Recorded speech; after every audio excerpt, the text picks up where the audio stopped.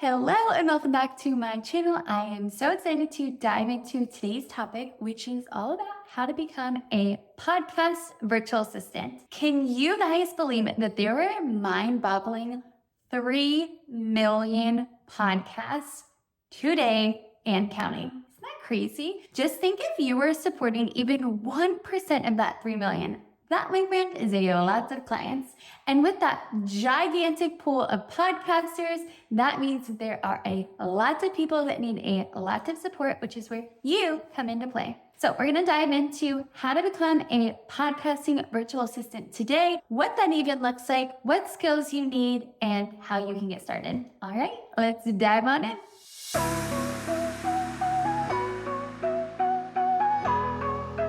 So if you're anything like me, you probably love to hit play on all your favorite podcasts. I know I can't resist listening to my favorite go-to girls when I'm on a walk with the kids, dropping them off at school, or even just doing mundane things like doing the dishes. And as you know, there's a lot that goes into podcasting. I myself have a podcast. If you want to take a peek at it, it is called the Millennial Mom Movement Podcast, and I invite you to come join us. We drop episodes every single Monday, and then on the rare Thursday, we'll throw in a little bonus for you. But I know firsthand exactly how much work goes into producing a podcast, from creating the outlines, deciding on topics, coordinating guests.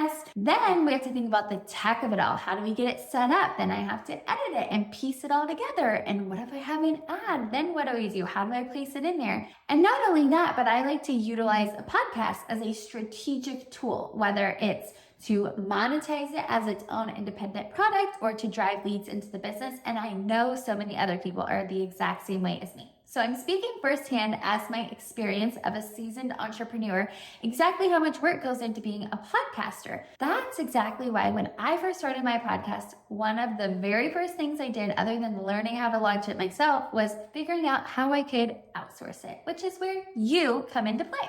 So you might be wondering, how do I get started as a podcasting virtual assistant? Well, before we dive into the nitty-gritty, I first want to say that holy cow, now is the perfect time to get started in podcasting as a virtual assistant because you, my friend, are in high demand. And you want to know why? Because this is very niche. And the reason that it's niche is because podcasting, while it's been around for a while, is just now starting to gain momentum and popularity. And more people are utilizing their podcast as their primary content platform. If you're thinking, why would somebody use this over social media? Well, one of the reasons that people want to use podcasts is because it builds deeper, lasting connection, and you have a higher rate of conversion, which means the person that's listening to your podcast is more likely to buy your products, listen to other things that you produce, consume content, the list goes on and on.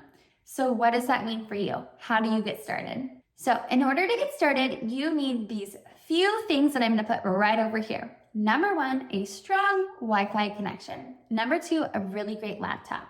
Number 3, you are going to have to invest in some tech software, but don't worry, it's not super expensive. Our favorite at the Virtual Assistant Studio Agency is Descript.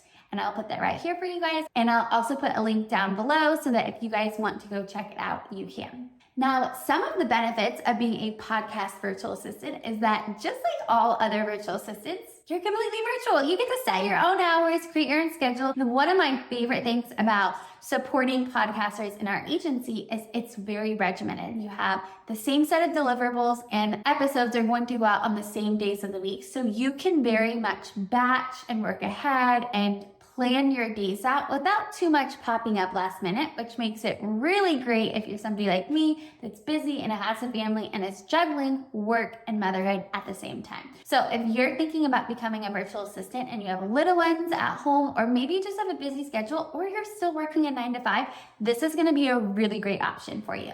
In order to get started as a podcast virtual assistant, I would first recommend just doing a little bit of market research. So if you're not already listening to a few different podcasts, tap on over to your phone right this minute. Check out that purple little app if you're on the iPhone, or you can go to Spotify as well. And there are, like I said, millions of podcasts out there just waiting for you to consume. I would recommend listening to at least 2 or 3 different style podcasts so that you can see as the consumer what it sounds like to listen to a podcast, the layout of the podcast, and what it typically includes. Your clients are going to go to you as the experts. They want to feel confident that you know what you're talking about. And one of the best ways to do that is to be a consumer. Now, as a podcast virtual assistant, you can support your clients from everything to editing, all the way to structuring the show, coordinating guests, and coming up with the overall strategy. But to get started, I am going to give you just a few things that are very basics of what a podcast virtual assistant would do. So typically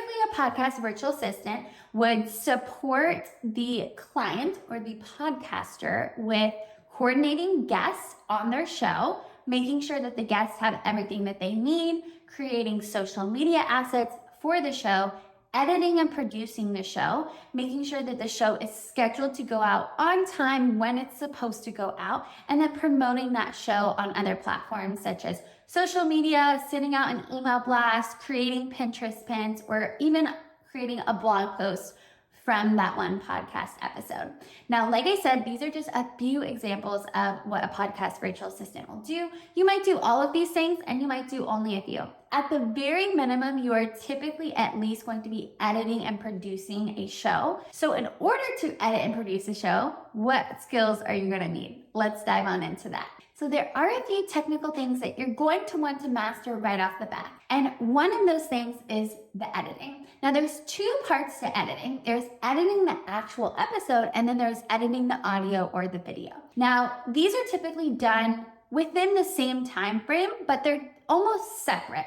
So you want to edit the audio listening to make sure that there are no dips, no high points. Just like this video, you want to make sure that it sounds crystal clear. Otherwise, that can be very distracting for your listeners. Then you want to edit the episode listening to what your podcaster is actually saying. So for instance, I'll use myself as an example. I have a tendency to say the word like. It's a habit that I'm working on, but I'm not in any way perfect yet. As a podcaster, I typically have my editors cut out the majority of the likes, ums, and ahs because 1, those are distracting from what I am saying, and 2, it can be kind of annoying for the listener.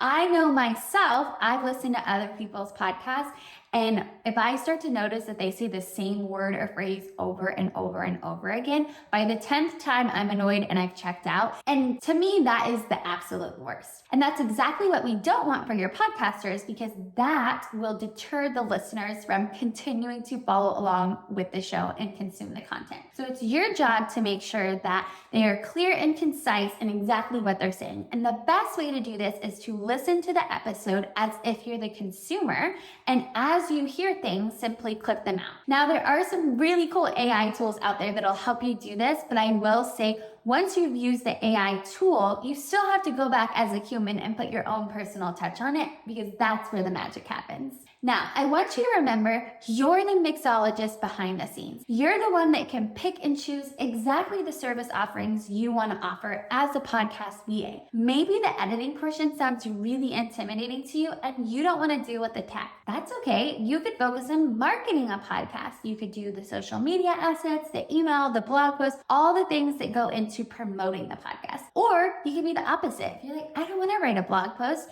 you could just focus on editing the audio or video for the podcast. So remember, you're in control here. All right, I hope this episode is helpful in breaking down exactly what a podcast virtual assistant does, what that looks like on a daily basis, and how you can become a podcast virtual assistant. If you haven't already, go ahead and hit that thumbs up and that little plus sign so that you never miss a video from yours truly, and I'll see you guys next week. Bye for now.